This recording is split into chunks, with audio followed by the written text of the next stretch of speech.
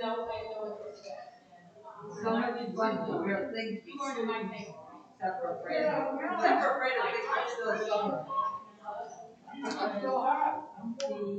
I don't know that we gave me was a little different. I was going to teach it. It's like I wasn't comfortable, but I read it over so that when we play again, I'll be able to deliver all channels. I gotta find something. And I can ask them with my cousins last night, which I don't know. But that's easier. I guess it's coming to make sure too.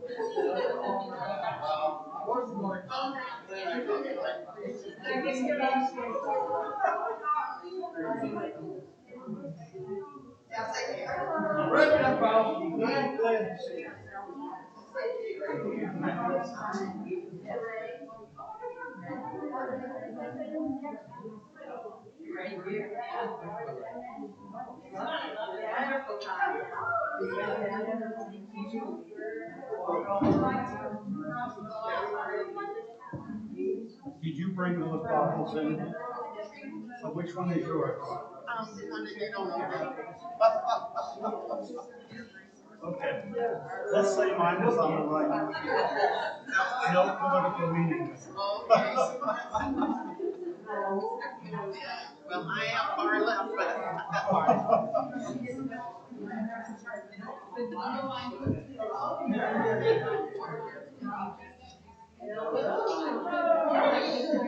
For you weren't born, you do what?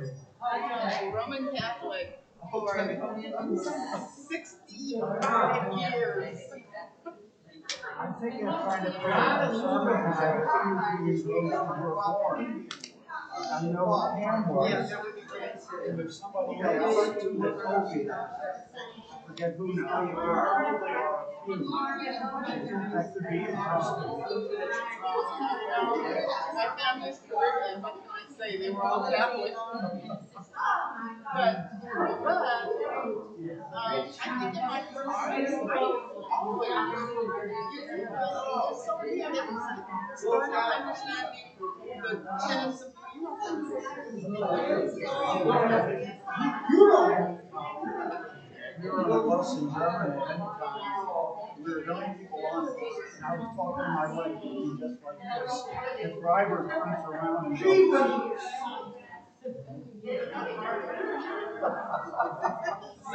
he stopped and pulled over and yelled at me to get it up. They're serious over there. That is a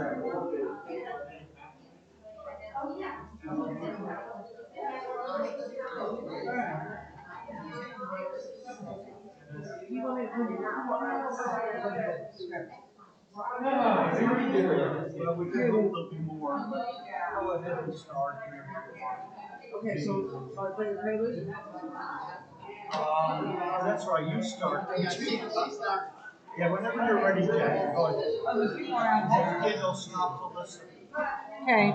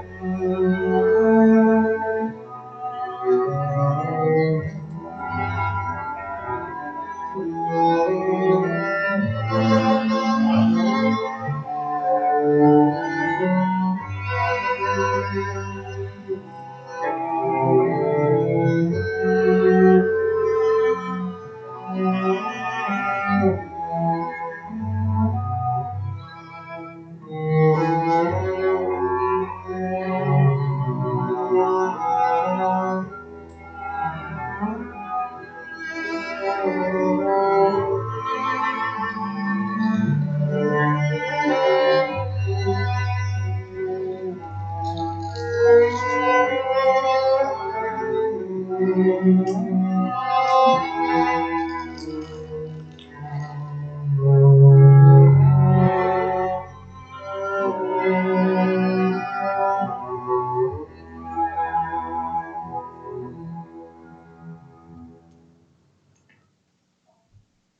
you, Jackie. Good morning and welcome to the Treasure Coast Unitarian Universalist Congregation in Stuart, Florida. Today is Sunday, November 7th, 2021.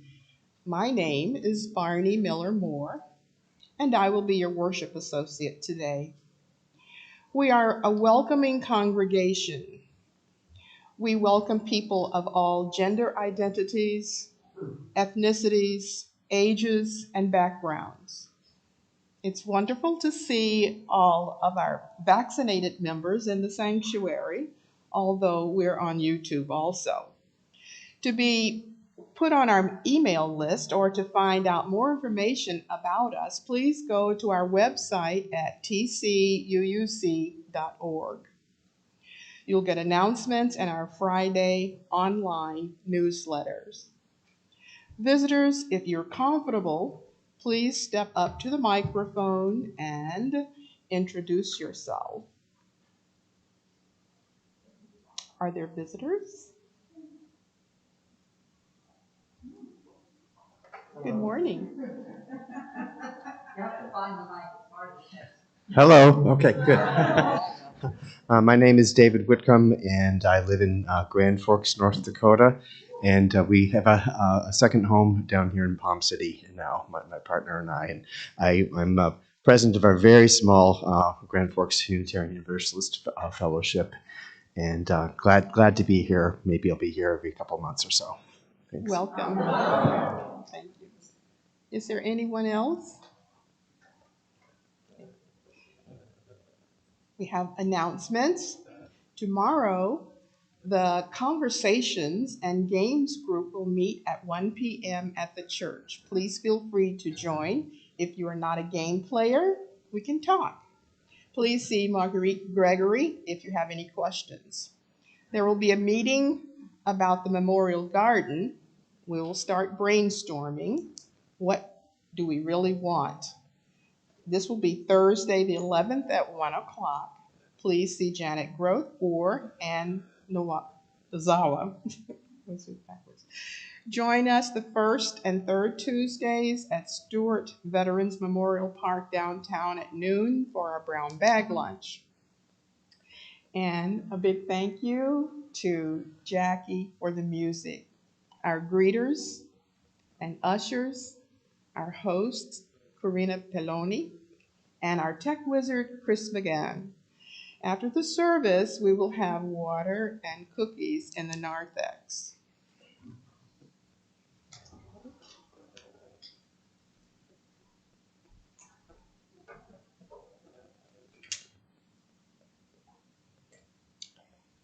A Communion of Heart and Soul by Bruce Southworth.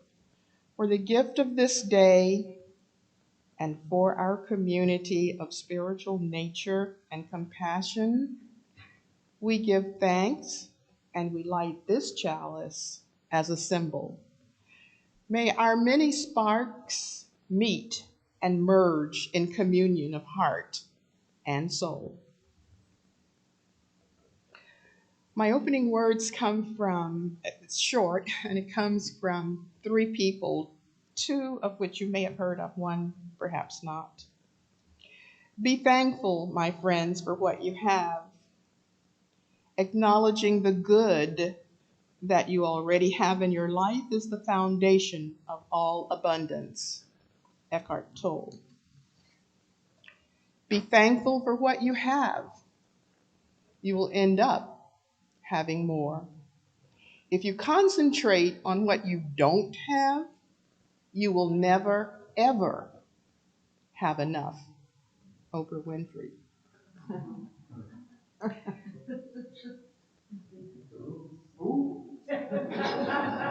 I told you you may not have heard of it. I awoke this morning with devout thanksgiving for my friends, both the old and the new. Ralph Waldo Emerson. Now let us sing our first hymn through our masks. Hymn 38, Morning Has Broken. Please sing through your masks as loudly as you want to. There will be a short introduction. And then 3 verses.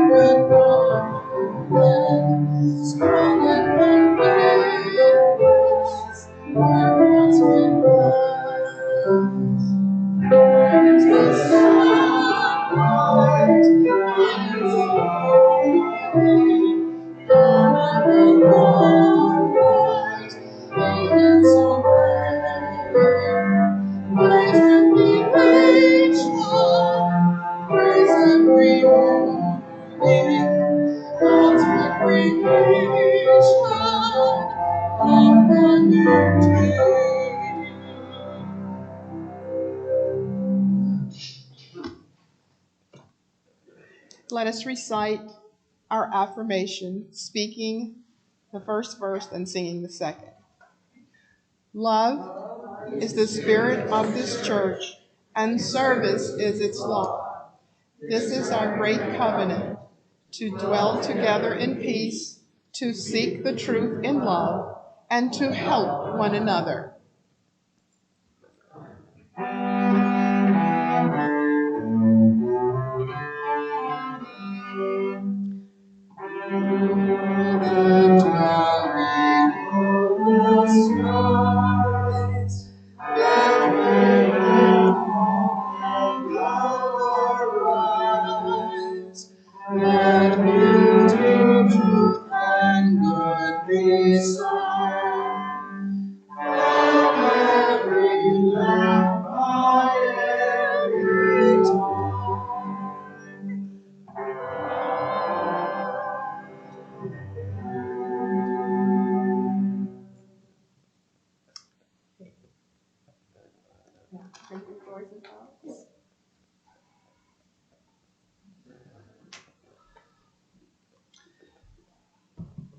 Now we invite people to share matters on your mind and heart, matters of joy and sorrow.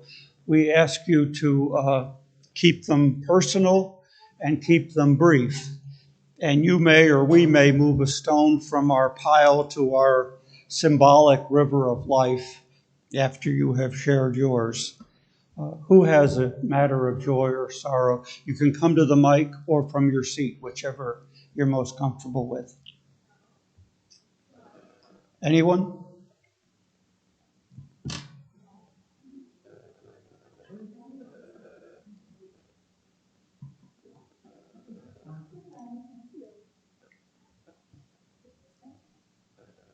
Hi, I'm Linda Shuey. I have kind of a sorrow. My grandson was going to school in Boone, North Carolina, and he kind of flunked out. He was majoring in partying, and he was having a really good time. So he came back to Florida, and he told us he always really wanted to just join the Navy. He's been wanting that since he was 5 years old, and we're the ones who wanted him to go to college. So he just took a test, and he had the highest score that recruiter. Here's a kid who flunked out. Highest score the recruiter had ever seen. They wanted to talk him into nuclear engineering. and he's just very, very happy. He's signed up, and he's going up to Great Lakes not till April. So we're happy for him. He's happy. Anyone else?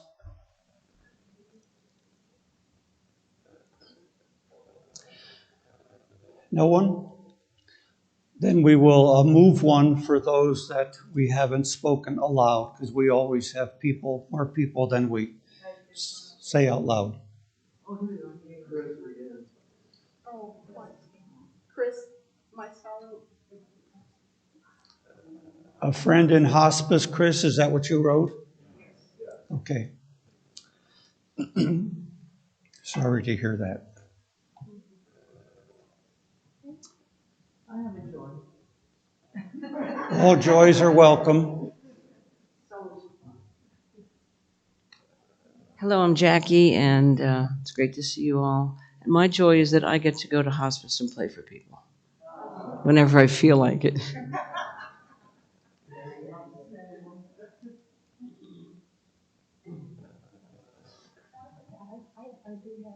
Speak up. Okay. I did the, speaking of hospice. Yeah, closer to the mic. Okay. I'm Barney, and I did a 5K for Alzheimer's. That's why I forgot to say it.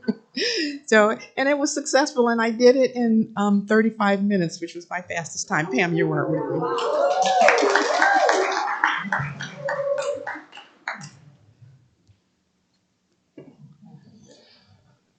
Okay, the meditation.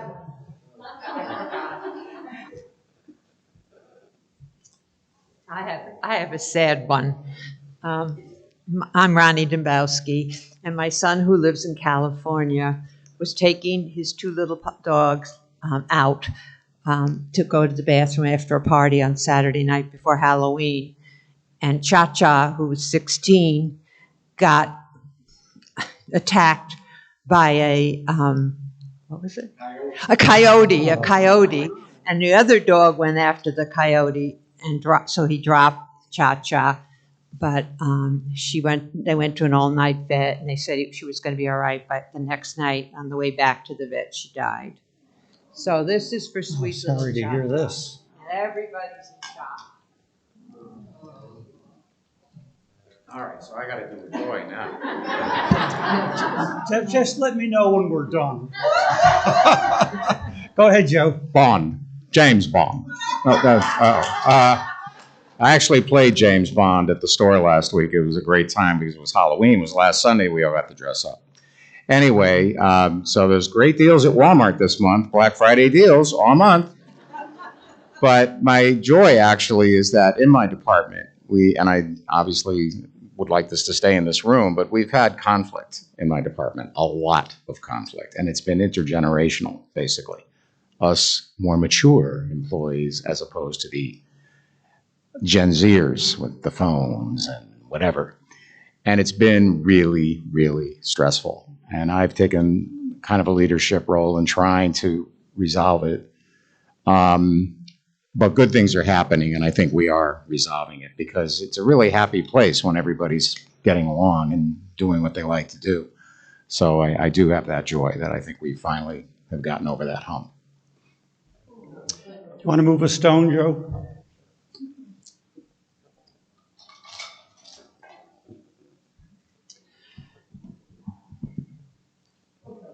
All right. You didn't want to do a sermon. Yes, Tia.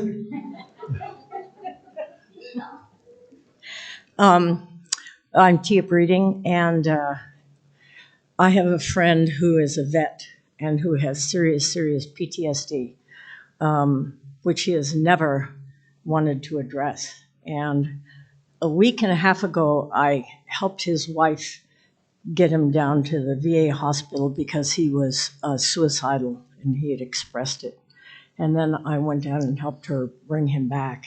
And he's had some ups and downs, but I went over yesterday and he walked with us all the way to the end of the block and back, which was a huge deal for him.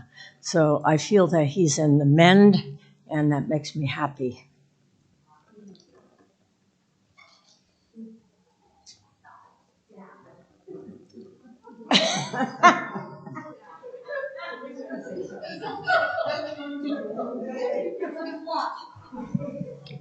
My lovely wife, Ronnie. No, it has nothing to do with her.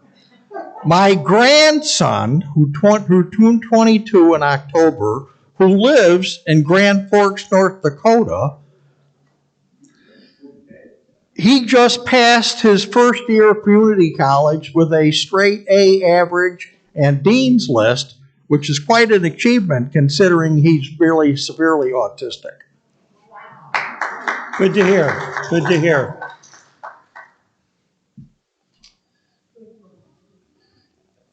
May I begin the meditation? This is from William Schultz in the back of our hymnal. William Schultz was the president of UUSC Service Committee, we'll hear more about later, and Amnesty International, a great Unitarian minister. But these are his words. This is the mission of our faith, to teach the fragile art of hospitality, to revere both the critical mind and the generous heart, to prove that diversity need not mean divisiveness, and to witness to all that we must hold the whole world in our hands. And now moments of silence.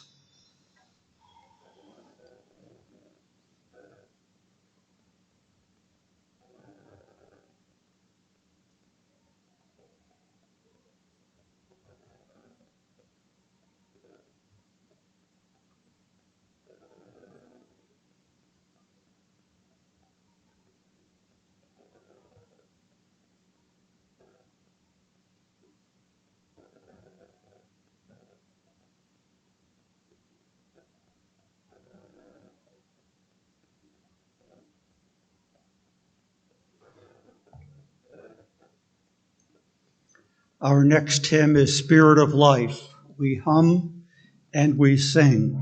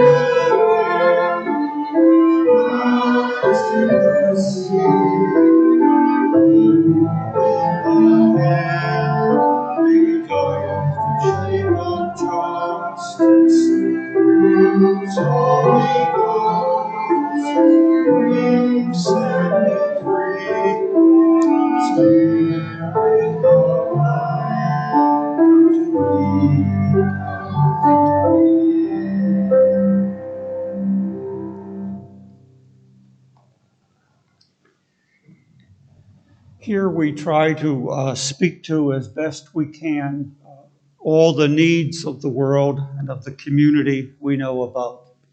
Even if what we can give is a drop in the bucket, we have to give a drop in the bucket.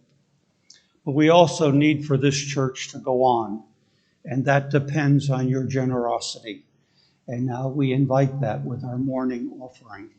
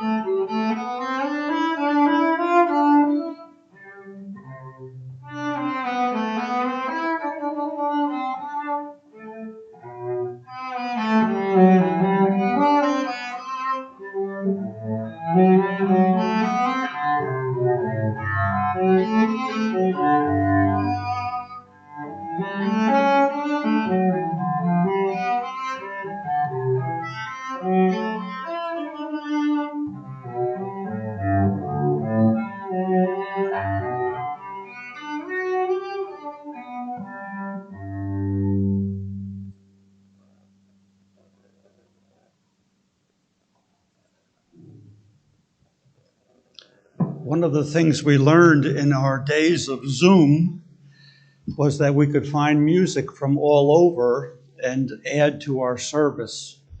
Nothing replaces Jackie Robbins, but we can augment her offerings with matters from here and far. So now we have a video that is a little different, but I think you'll enjoy.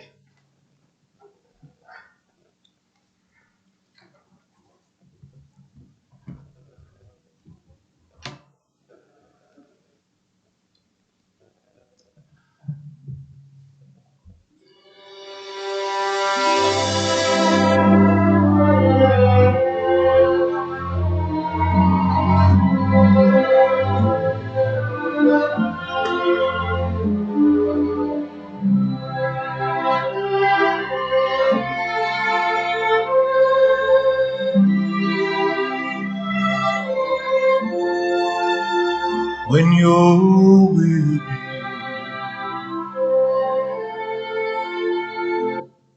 feeling small, when tears are in your eyes, I would rather know I'm on your side. Oh, when time gets rough and friends just can't be found, like a bridge over troubled water, I will lay me down like a bridge over troubled water. I will lay me down.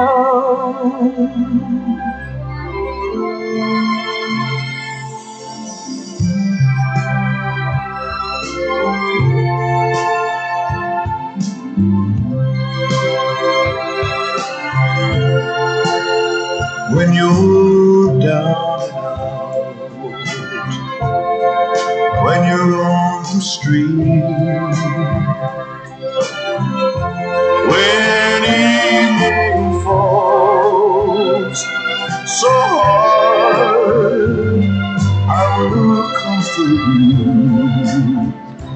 I'll take your part. Oh,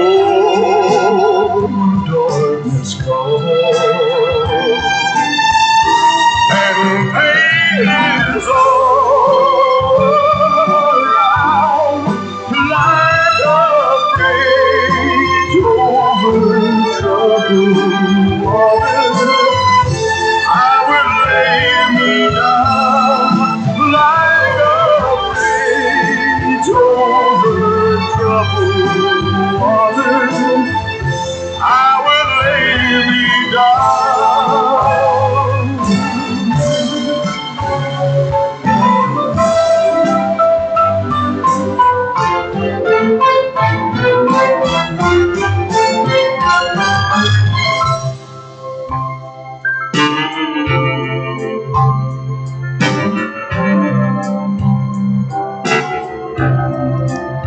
sail on, silver bird,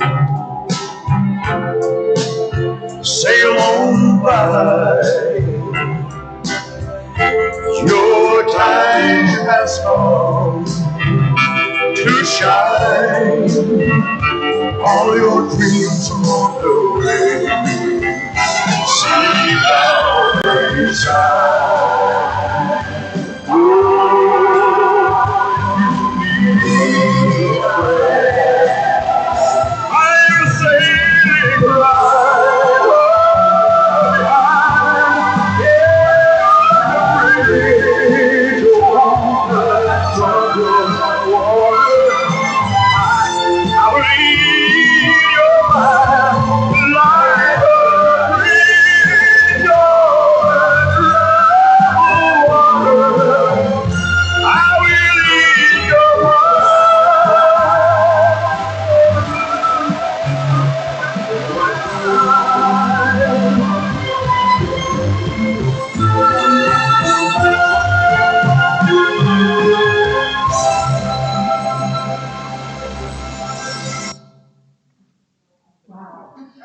That was the Royal Philharmonic and the King.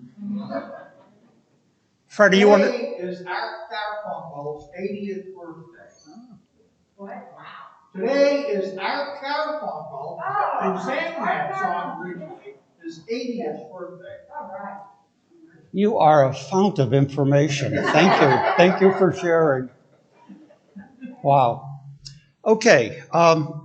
Before the sermon, I need to bring to your attention what I already did in the Friday update about the UU leaders asking us to help a reunited family in Indiantown.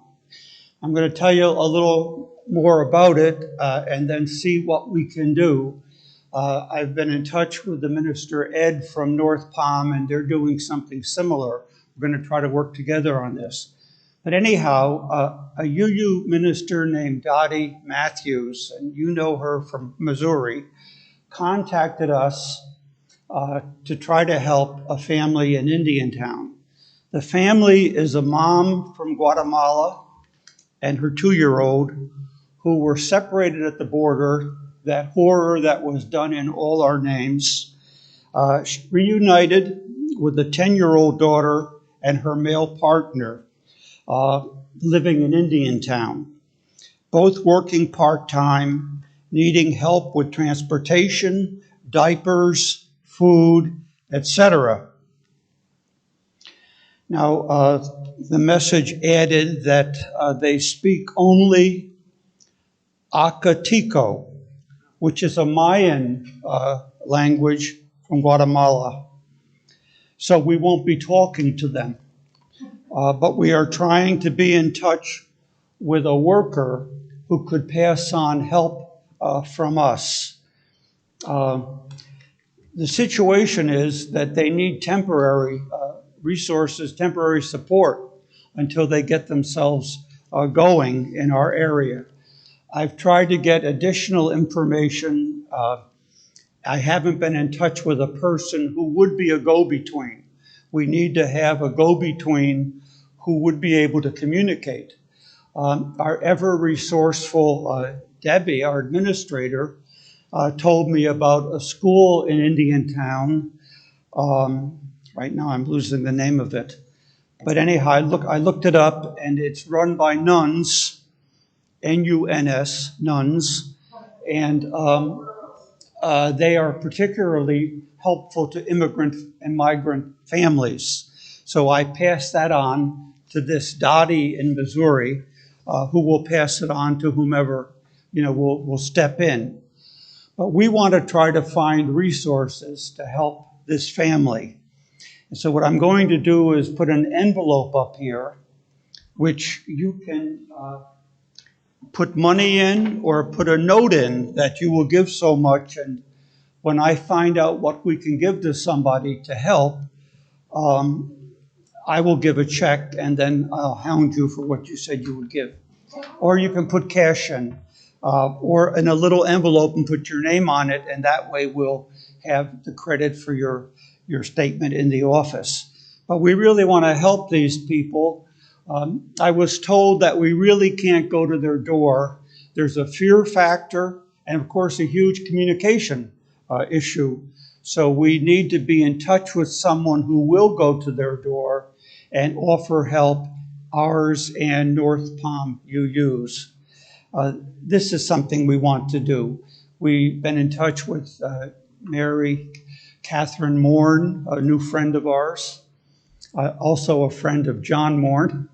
And the minister from Missouri, who appreciates us doing whatever we can. So I'll put this down here for your IOU or your cash in a little envelope, which is there. And we'll put this together, and North Palm is doing something similar to do a little bit to help a terribly violated family, as so many of them were. So that's the story. Yeah. I'm going to go to the mic. Yeah.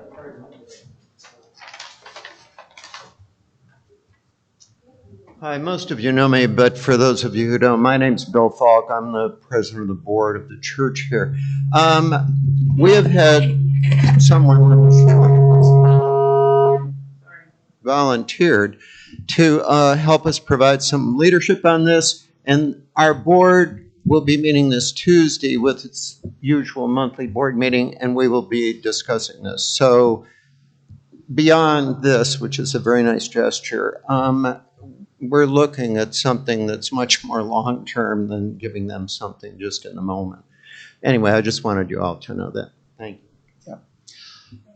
I asked what I could, will the family be staying in the area? And the thought was yes, they would be, as they try to get themselves settled and supported. And will there be other families? Are there other families? And the people I talked to didn't know of other families. But this will be an ongoing need. I mean, perhaps you have read, as I have, about a big reparation payment from the government. But with the way government moves, I hope the family survives, and we want to be part of helping that to happen.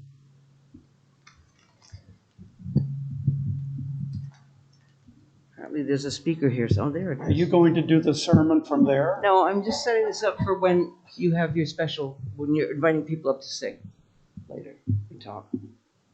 Sorry. Pardon me. I'm sure. Thank you, Jackie. I've always thought of November as a kind of gratitude check month. It starts with All Saints' Day. I have no idea what All Saints' Day means. I have no idea what a saint is. I know I've never seen one in a mirror. But I do know and remember a huge entourage of people I got to know. Imperfect people who saw more than imperfect in me. I can't begin to answer the question, why was I so fortunate to know all these people? I also can't put the question away. So we'll end the service today in a way we've done before. In the last hymn, For All the Saints, before the last verse, I'll invite anyone who wants to say a name out loud of someone you will carry with you whom you've lost in this past year or so. And because we named them, I hope that means in part we haven't lost them. And then in November comes Election Day. I'm grateful for that, some years more than others. I'm grateful because many have fought for our right to vote, and many are still fighting for it. And it's pretty clear we all have to fight for the right of all to vote. Voting is a big deal. There is no America, home of the free and the brave, without the right to vote for all. Then comes Veterans Day, and that reminds us that many have sacrificed and died. We surely prefer to sing songs like Ain't Gonna Study War No More, and Let There Be Peace on Earth. Still, vets get our salute and our gratitude because there were times they had to give and they gave. A grateful nation also needs to ask, how can there be so many homeless vets and vets in desperate need of medical care and mental health care? Suicide prevention among veterans is a great need. The awful count has been 20 a day in recent years. Wow. The month soon gets to Thanksgiving, which somehow seems to highlight travel, the economy, and family festivity. Other issues haunt as if from the shadows. Too many still in poverty. And really, how welcoming and how thanked were the Native Americans. Thanked with reservations, I guess. Where does heartfelt gratitude come from. Modest beginnings underlined my family's efforts to provide and push us toward opportunity, mainly school. Do well in school meant do better in life, unspoken rule. Awareness of family effort and push begot gratitude. Can gratitude and envy cohabit? Maybe envy adds push also. I know from the beginning I envied kids who had more. And in school I studied to do well and did well, and envied kids who had athletic ability. I didn't have an athletic bone in my body. I won't mention any names here, but someone told me recently he wanted to be a sports athlete when he grew up. And all I could think was, he was born with athletic ability. I'm glad we weren't friends then, because we wouldn't have been friends then. I would have been too torn with envy. I remember once encouraging a daughter to try a sport, and I told her all the sports I tried and added after each one, I played, but not well, including a softball league I organized between churches on Long Island. So I told my Beth they had to let me play. I was the commissioner. So one day I'm in my basement office where I can open a window and keep an eye and ear on my kids playing while I work. And I hear my Beth tell her next door friend, also Beth, my dad told me he can do a lot of things not well. It's a long list.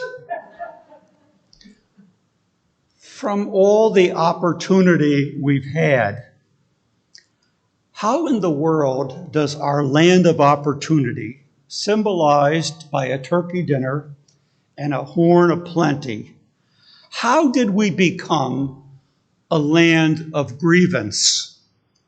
Grievance strong enough to determine election outcome? Grievance strong enough to threaten basic civil rights? Grievance that tolerates an openness to killing political opponents. How did we become that country? Such an angry, divided country. I've been reading Fiona Hill's book, There Is Nothing for You Here.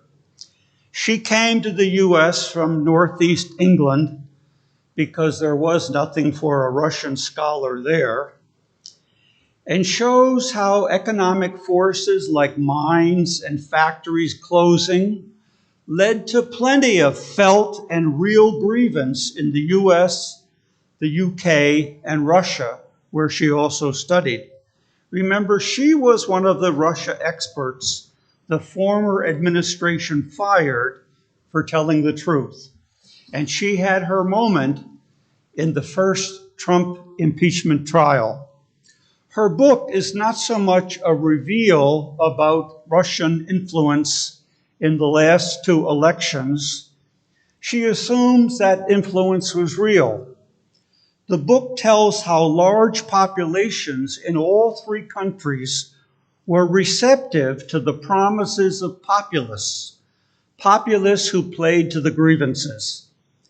And because there is real grievance and lack of opportunity across the American heartland, we are susceptible to forces that stoke hatred and division.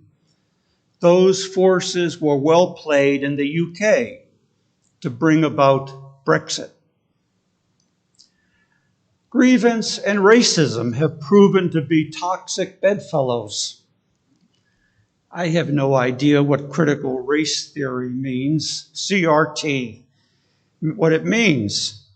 But I do keep learning about racism, and so anti-CRT seems to mean let's just not talk about race and the crimes of racism. Let's not teach our children about the history of that in the US. Last week, one of the defense attorneys for those three whites who were being tried in Georgia for killing Ahmaud Arbery, the running young man who stopped to look at a house under construction, and then he continued his run. But now he was running away from new housing. So unspeakable tragedy tracked him down just for harmless curiosity.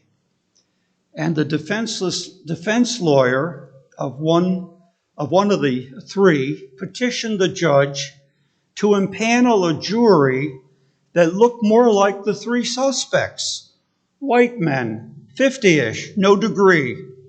Such a jury would more likely feel the fear or whatever of the three who chased the unarmed young man and killed him. Imagine his fear. I've never heard of that request to a judge in reverse. You know, a lawyer for a black suspect asking for a more racially fair jury. And I believe now it's an all-white or all-white but one jury. And the stricken mother of that young man is gracious and hopeful they will be fair. Grievance and racism are an ugly pairing and seem hell-bent to make the promise of America, liberty, and justice for all go away. Still, grievance across the heartland of America is real, and the answer seems to be new jobs, and not the kind you need 3 of to support a family. Still, I want to know how to find and stay in a state of gratitude. For me, it has a lot to do with remembering all I have been given. So, perspective. I found a kindred spirit this week in my usual place, op-ed, you know where. Margaret Renkl, R-E-N-K-L, Margaret Renkl, and her piece was entitled, "I Just Turned 60, but I Still Feel 22.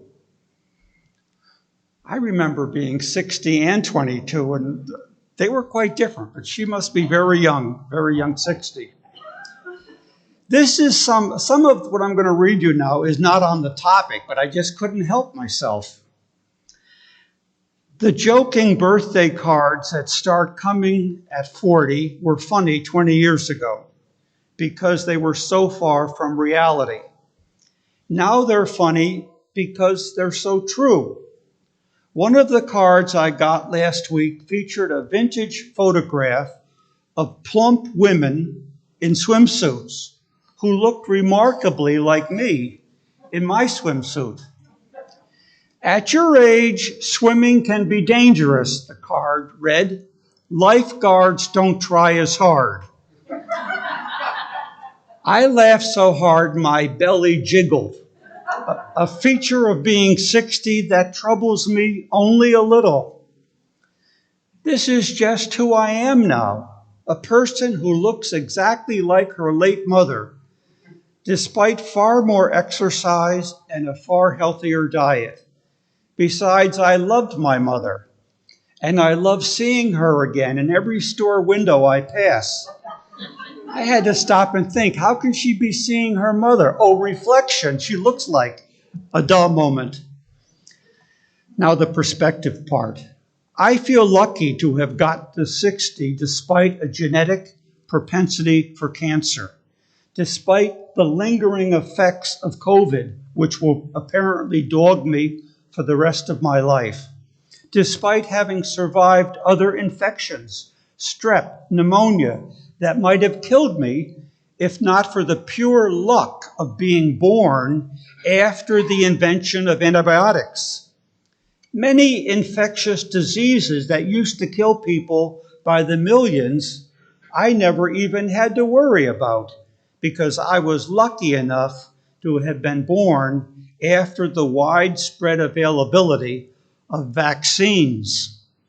Sorrow in the face of aging would be a poor response to such good fortune.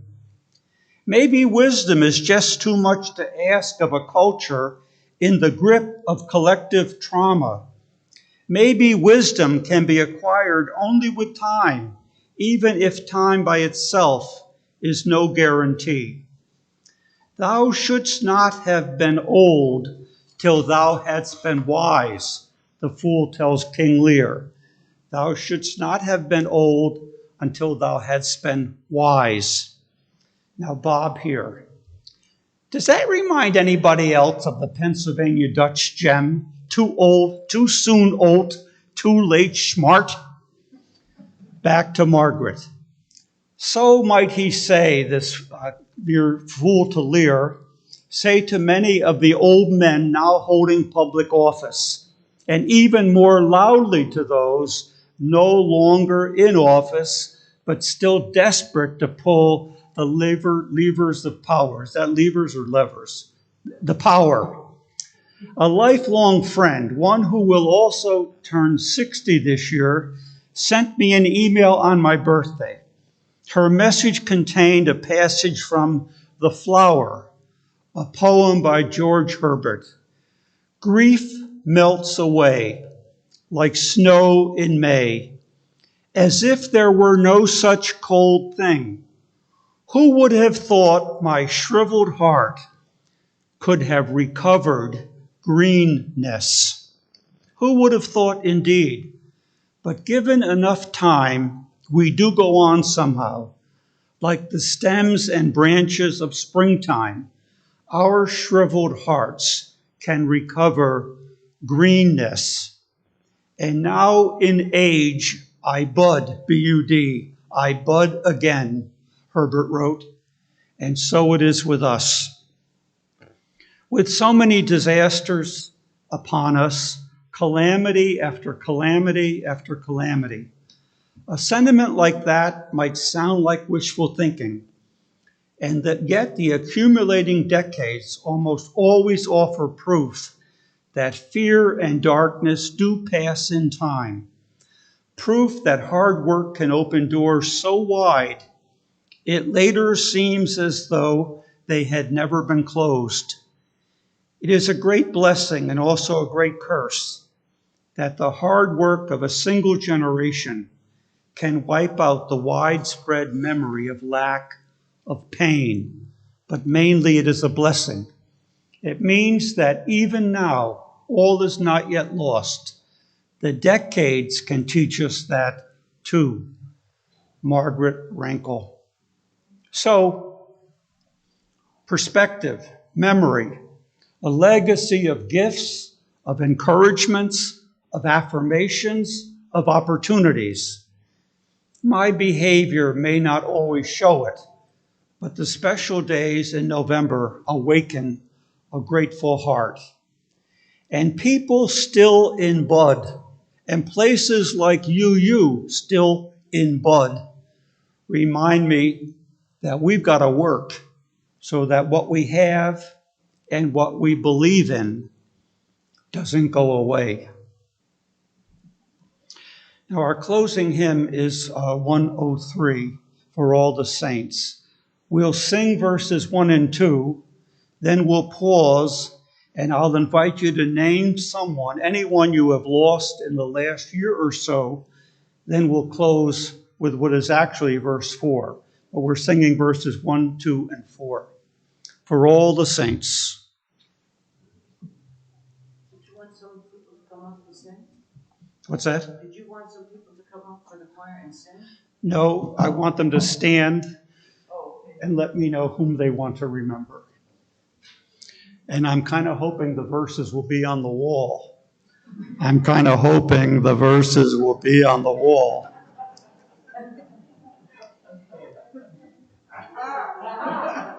Do you have? Oh, here we are. The power of speaking. For all the saints. There will be a short introduction with piano and cello, and then we'll get to the verses. What she said. There'll be a little Alleluia before the verse comes, which is an introduction.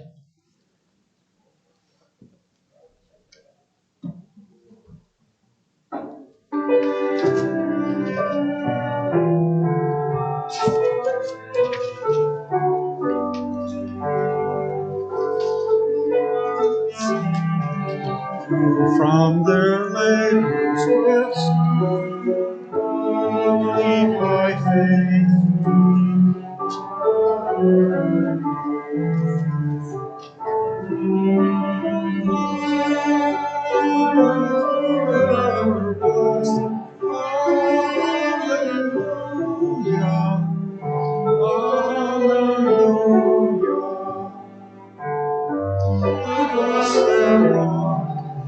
Their shelter and their light, their strength, their chalice in the awful fight. Thou in the darkness to their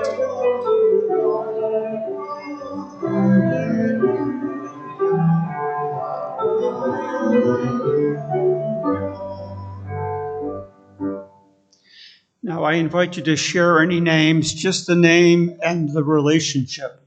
I'll start with the name Marjorie Lee, the mother of my two daughters. Anyone in this section? We'll go one at a time so we hear each other. Anybody? Go ahead, Joe. Kathy Corso, a twin cousin. Tia? Ruth Walsh, my best friend of 55 years. Sheila Dixon, my neighbor and close friend. And her sister, Margaret Shea. Yes. Jeff Gibson, my cousin's son, Now, in this section here, go ahead. Jesse Allen Burke, only grandson, 23. Mm-hmm. Michael Embiid is my daughter. Sure. Go ahead. Gordon, Thomas Haken, my mother, and Eleanor Tyler Gurry, my mother-in-law. Oh. Anyone else in this section? Anybody against the wall? No. Well, these are people who we carry with us, and in some way they also carry us. The last verse. Oh, wait a minute. Go ahead. I'm a neighbor because I realized in the last 2 years I have had 8 friends die. Okay.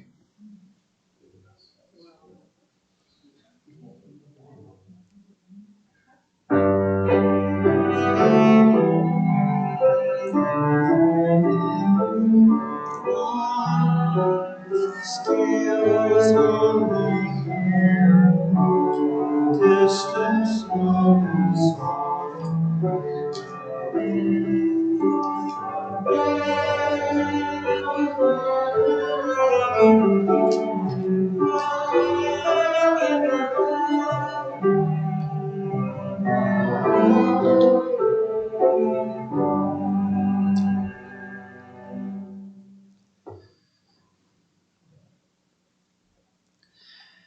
And now, as Barney extinguishes our chalice, these closing words.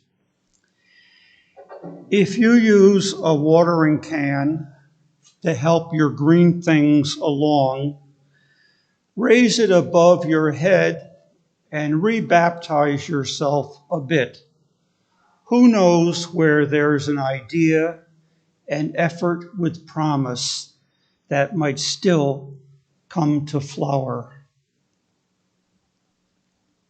Okay.